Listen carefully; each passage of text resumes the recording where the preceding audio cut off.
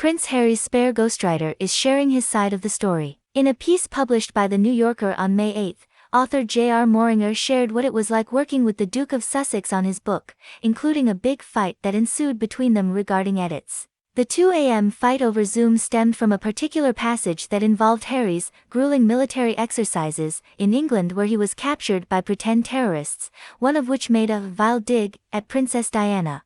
While Prince Harry wanted to end the passage with the comeback he gave one of the participants, Moehringer insisted on keeping it out. Although this wasn't the first time that Harry and I had argued, it felt different. It felt as if we were hurtling towards some kind of decisive rupture, in part because Harry was no longer saying anything, Moehringer recalled of the fight. He was just glaring into the camera. Finally, he exhaled and calmly explained that, all his life, people had belittled his intellectual capabilities, and this flash of cleverness proved that, even after being kicked and punched and deprived of sleep and food, he had his wits about him.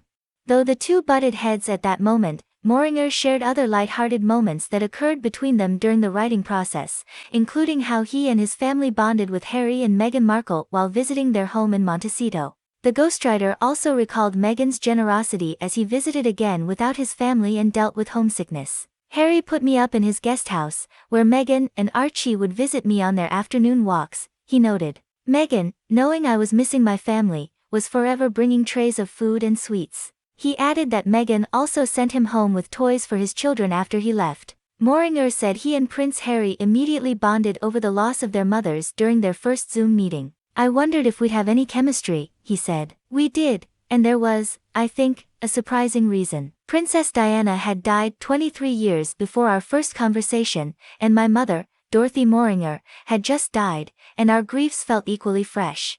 I found his story, as he outlined it in broad strokes, relatable and infuriating, he added. The way he'd been treated, by both strangers and intimates, was grotesque. In retrospect, though, I think I selfishly welcomed the idea of being able to speak with someone, an expert, about that never-ending feeling of wishing you could call your mom. Prince Harry's memoir was released on January 10 and gave a candid look at the Duke of Sussex's life in the royal spotlight.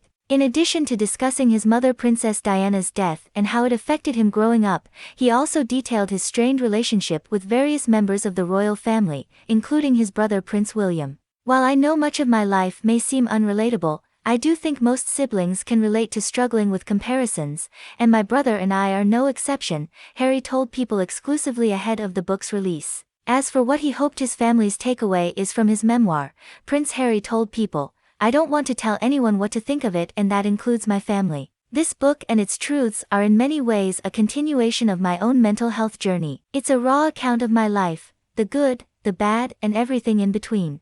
Though the royal family hasn't publicly commented on Prince Harry's book, a royal insider told People that book release was ghastly, as it was a massive shadow of King Charles's coronation, which Harry attended solo on May 6, at the time of Spare's release. A source close to the royal household told People Prince William was the most upset by the book, in which Prince Harry referred to his older brother as his arch-nemesis, and claimed that William physically attacked him. William is the one who is most upset and needs time to calm down, the source said. He has been painted as hot-headed and unsympathetic. But I don't think he will back down, it's whether they can move beyond it and accept that they view things differently. The brothers seemingly didn't interact at the king's crowning ceremony at Westminster Abbey in May, and Harry left shortly after the crowning ceremony.